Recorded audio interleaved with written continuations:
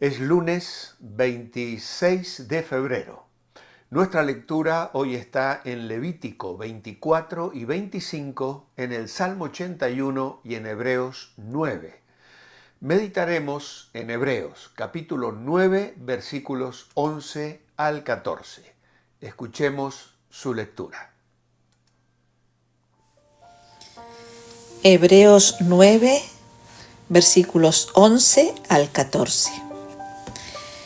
Pero estando ya presente Cristo, sumo sacerdote de los bienes venideros, por el más amplio y más perfecto tabernáculo no hecho de manos, es decir, no de esta creación, y no por sangre de machos cabríos ni de becerros, sino por su propia sangre, entró una vez para siempre en el lugar santísimo, habiendo obtenido eterna redención. Porque si la sangre de los toros y de los machos cabríos y las cenizas de la becerra, rociadas a los inmundos, santifican para la purificación de la carne, cuánto más la sangre de Cristo, el cual mediante el Espíritu Eterno se ofreció a sí mismo sin mancha a Dios, limpiará vuestras conciencias de obras muertas para que sirváis al Dios vivo. Muchas gracias. El pasaje de Hebreos 9, 1 al 11 nos proporciona una visión profunda sobre el antiguo pacto y su contraste con el nuevo pacto. Permíteme explicarte algunas cosas y hacer un sencillo bosquejo. En primer lugar, las características del antiguo pacto en los primeros 5 versículos. El tabernáculo del antiguo pacto era un lugar sagrado donde se llevaban a cabo los rituales religiosos. Estaba dividido en 2 partes, el lugar santo. Allí se encontraban el candelabro, la mesa de los panes de la proposición y algunos otros objetos sagrados como el altar del incienso. Luego tenemos el lugar santísimo. Tras un segundo velo se hallaba el arca del pacto, recubierta de oro. Contenía dentro el maná, la vara de Aarón que había reverdecido y las tablas del pacto.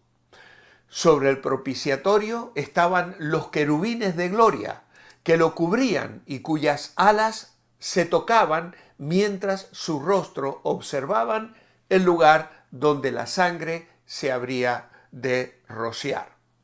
Ahora, ¿de qué nos hablan estos elementos del tabernáculo? El candelabro proporcionaba la única luz en el tabernáculo y simbolizaba la presencia divina. La mesa de los panes de la proposición representaba la comunión íntima entre Dios y las 12 tribus de Israel.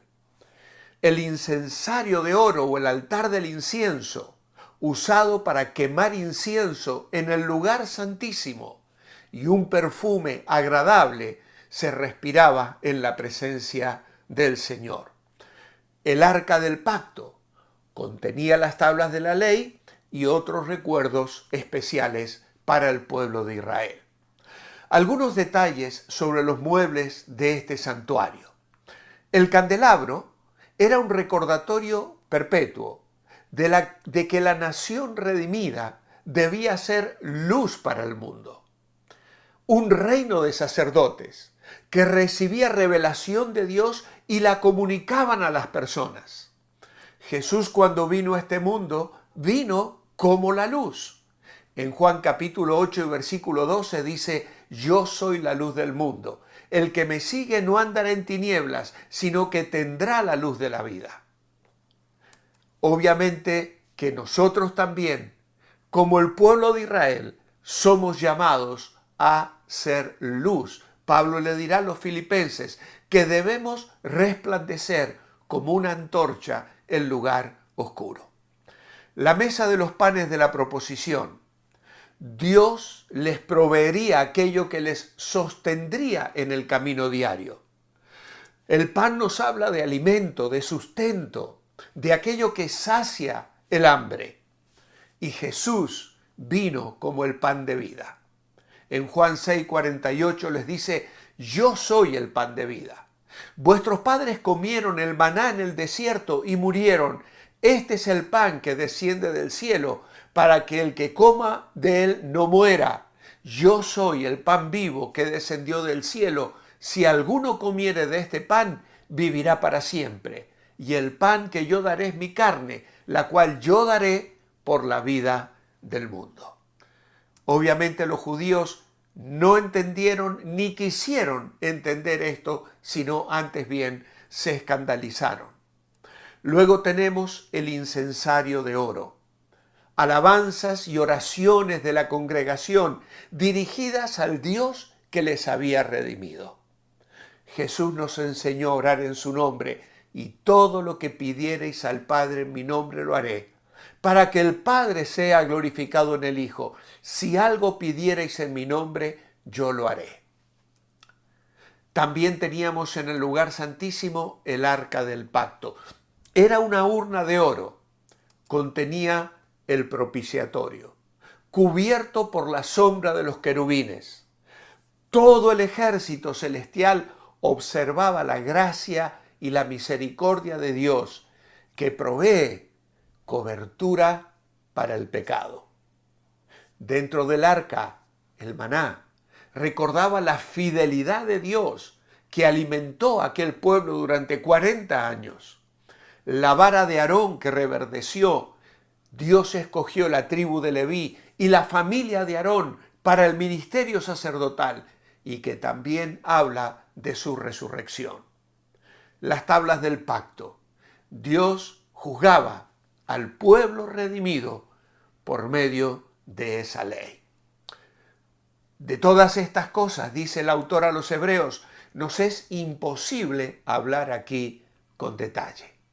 Tampoco lo podemos hacer nosotros. A partir del versículo 11 nos ofrece una visión profunda sobre el sacrificio de Jesucristo y su contraste con los rituales del antiguo pacto. El sumo sacerdote y el tabernáculo celestial. En Hebreos 9 al 11 se nos presenta a Cristo como sumo sacerdote presente en los bienes venideros. Estas son las bendiciones eternas que Él ha traído. Bendiciones descritas en Efesios capítulo 1 y verso 3, donde dice: nos bendijo con toda bendición espiritual en los lugares celestiales en Cristo. A diferencia del tabernáculo terrenal, Cristo no entra en un lugar hecho por manos humanas. Su tabernáculo es celestial y perfecto. Y no por la sangre de animales, sino por su propia sangre. Cristo entró una vez para siempre en el lugar santísimo. Su sacrificio obtuvo redención eterna para nosotros. En segundo lugar, el contraste entre los sacrificios. Versos 13 y 14. En el antiguo pacto, la sangre de toros y machos cabríos purificaba la carne de los inmundos. Era un ritual temporal. Pero la sangre de Cristo es mucho más poderosa. Él sin mancha se ofreció a sí mismo al Padre mediante el Espíritu Eterno. Su sangre limpia nuestra conciencia de obras muertas para que podamos servir al Dios vivo. Pureza y perfección. Jesucristo era sin mancha y sin pecado. Su sangre no estaba contaminada por la imperfección humana. En contraste, los animales sacrificados bajo el antiguo pacto tenían manchas y defectos. Su sangre solo podía cubrir temporalmente los pecados, pero no eliminarlos por completo. También encontramos en ello eternidad y singularidad. El sacrificio de Cristo fue único y eterno. Él se ofreció a sí mismo una vez por todas en la cruz. Los sacrificios de animales se repetían constantemente. No podían proporcionar una solución permanente para la redención, pero Jesús lo hizo. Y allí se basa nuestra relación con Dios. La sangre de Cristo tiene el poder de reconciliarnos con Dios. Su muerte nos permite acercarnos directamente al Padre. Los sacrificios de animales solo tenían un efecto ritual, no podían establecer una relación personal con Dios. Notemos que algunas características de Cristo y su sangre, Él es nuestro sumo sacerdote, perfecto, cuyo sacrificio nos ofrece redención eterna, acceso directo a Dios. La sangre de Cristo es más poderosa que la de los animales por varias razones. En resumen, la sangre de Cristo es más poderosa porque es perfecta, eterna y capaz de redimir completamente. Su sacrificio nos ofrece salvación y vida eterna. Cuanto más la sangre de Cristo, el cual mediante el Espíritu Eterno se ofreció a sí mismo sin mancha a Dios, limpiará nuestras conciencias de obras muertas para que sirváis al Dios vivo.